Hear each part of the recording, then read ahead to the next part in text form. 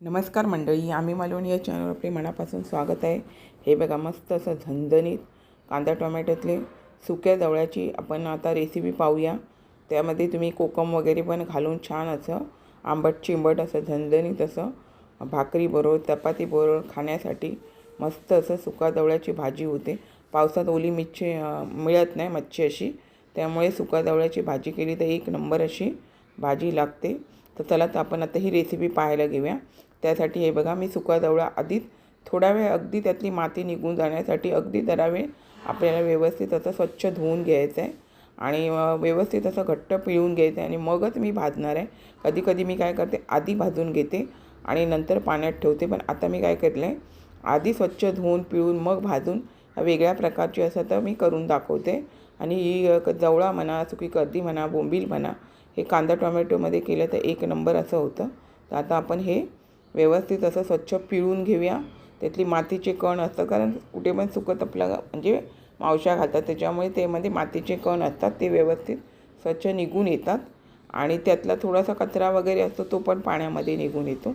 आता त्यासाठी मी कांदा टोमॅटो, इतर मसाले, तेल वगैरे आपल्याला लागणार. अजून त्यात मी काय काय घालणार आहे ते व्हिडिओ स्किप न करता पहा. तर आता हा जवळा मी स्वच्छ असा धुवून पिळून घेतला आहे आणि आपल्याला हा भाजून घ्यायचा आहे. भाजून घेतलेल्या सुक्या मच्छीची आपण जी भाजी करतो ना मंडळी, ती एक नंबर होते. तुम्ही बोंबील कर्दी किंवा सोडे वगैरे असेल ना, तरी असे अलगद तुम्ही भाजून घेतलात आणि नंतर तुम्ही भाजी केलात ना, ते ती भाजीला चव वेगळी लागते. किंवा तुम्ही सुका जवळा असा नुसता तर भाजल्यावरती तोंडाला जरी घेतलात, त्यामध्ये नुसता मसाला टाकलात आणि लसणीची फोडणी घातली तरी पण एक नंबर लागतो. पण आता हे मी तुम्हाला कांदा टोमॅटोतली भाजी करून दाखवणार आहे. तर आता आपल्याला काय करायचं, हा व्यवस्थित असा भाजून घ्यायचा आहे. तर मी आता हे भाजून घेते व्यवस्थित.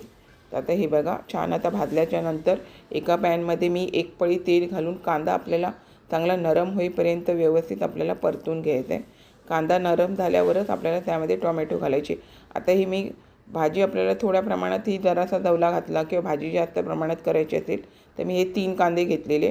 कांदा नरम झाल्याच्यानंतर मी ह्यामध्ये 2 टोमॅटो घालून घेतले. टोमॅटो चांगले व्यवस्थित आपल्याला परतून घ्यायचे.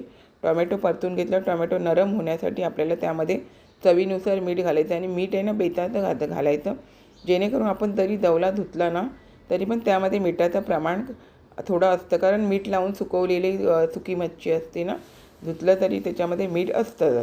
आता ह्यामध्ये कढीपत्ता पण मी अशी मुरडून वगैरे तोडून घातलेली आहे, कारण कढीपत्ता बघा आपल्या आरोग्यासाठी फायदेशीर आहे, चव पण छान येते. आता ह्यामध्ये आपल्याला मस्त असं परतून झाल्याच्यानंतर आलं लसूण कोथिंबीर कढीपत्ता याची पेस्ट घालून घ्यायची.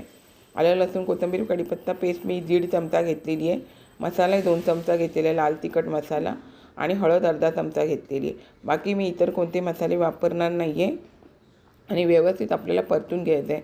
आणि हे मसाले आपल्याला चांगले शिजले गेले पाहिजे, त्यासाठी पाणी घालून आपल्याला थोडा वेळ शिजवून घ्यायचे, जेणेकरून टोमॅटो कांदा पण त्यामध्ये मसाल्याबरोबर शिजला जातो.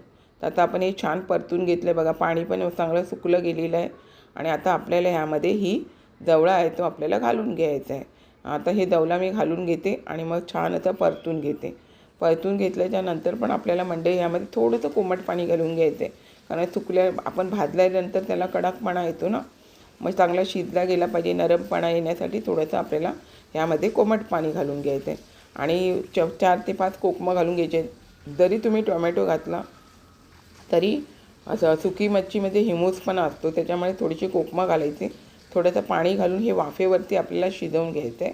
चांगलं शिजलं गेलं ना तर जवळा पण चांगला लागतो, किंवा तुम्ही सुक्का जरी अशा प्रकारे भाजून खाल्लात ना तरी पण चांगला लागतो. तर आता मी चांगलं वाफेवरती शिजवून देते. मस्त असं बघा चांगलं शिजलं गेलेलं आहे आणि आता ह्यातलं पाणी बिणी पण चांगलं सुकलं गेलेलं आहे. आता आपल्याला ह्यामध्ये मी काय माहिती, तुम्हाला जर खोबरं घालायचं असेल तर घाला. मी तसं थोडंसं आपलं मला सवयीचा गुण म्हणून आपलं त्यामध्ये थोडंसं असं मंडळी यामध्ये ओल्या नारळाचं कीस घालून घेणार आहे. थोडीशी चांगली अशी चव लागते, त्यामुळे थोडंसं खोबरं घालून घेणार आहे. नाही घातलात तरी चालेल, किंवा तुम्ही नुसती कोथिंबीर घातलात तरी चालेल, किंवा कोथिंबीर जरी नाही घातलात तरी सुक्या जवळ्याची म्हणा, सुक्या कर्दीची म्हणा, अशी भाजी छानच होते. तर आता हे बघा, मस्त अशी आपली भाजी छान अशी परतवून झालेली आहे. तर आता मी गॅस बंद करून घेते आणि ह्यामध्ये जरा जास्त कमी अधिक किती घालायची असेल तेवढी तुम्ही कोथिंबीर यामध्ये घालून शकता. कारण पावसाचे दिवस आहे, कोथिंबीर कमी अधिक मिळू शकते, त्यामुळे ह्यामध्ये कोथिंबीर घालून घेतली आणि एक नंबर अशी आपली ही जवळ्याची भाजी झालेली आहे. तर हे बघा मंडळी, छान अशी मी आपणास सुक्या दवल्याची भाजी करून दाखवलेली आहे. अशाच नवनवीन रेसिपी किंवा इतर व्हिडिओसहित मी आपणास कायम भेटतच असते. आपण माझ्या चॅनलला लाईक, शेअर, सबस्क्राईब, हाईप करायला विसरू नका. चला तर आता इथेच थांबते.